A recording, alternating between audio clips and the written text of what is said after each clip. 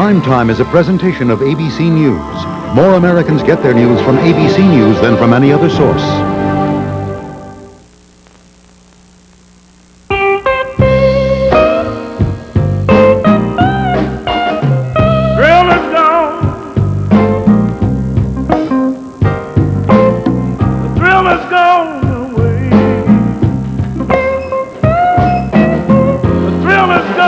Driver on the next Rosie O'Donnell Show.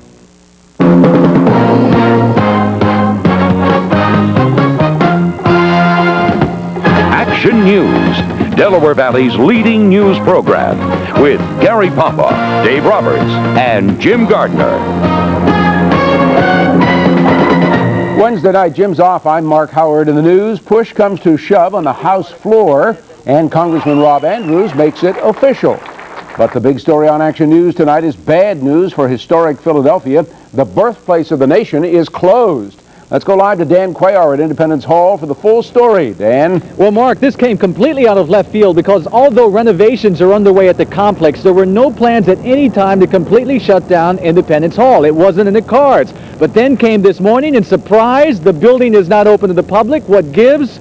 Well, it seems they found asbestos. And now, for at least a week, the entire 5-building complex, including Independence Hall, is shut down to tourists and the general public. And it's closed up? For a week. For a week. Oh, wow. Tourists at Independence National Park who came here from out of town were taken by surprise. Did you know that they had to shut it down? No, I just came to Philadelphia today, so I didn't know it anyway. It all began yesterday when crews doing renovation work in Congress Hall unknowingly disturbed asbestos where previous tests had indicated there was none.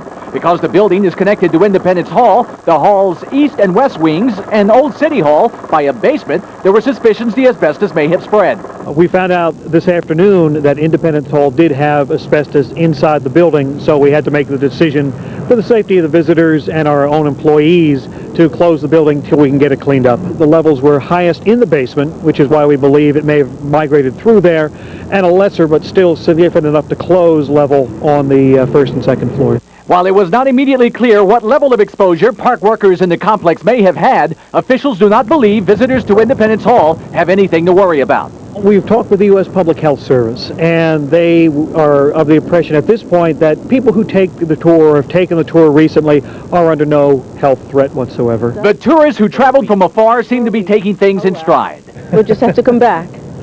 Yes, we'll have to make another trip.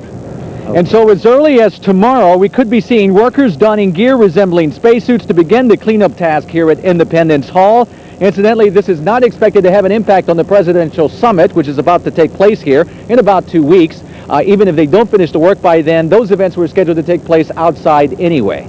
So that's the story. I'm Dan Cuellar, live on the Action Cam at Independence Hall. Thanks, Dan. And now a calendar check. Oh, and boxing great, Muhammad Ali. I'm Lisa Thomas-Laurie. That's Health Check at 11.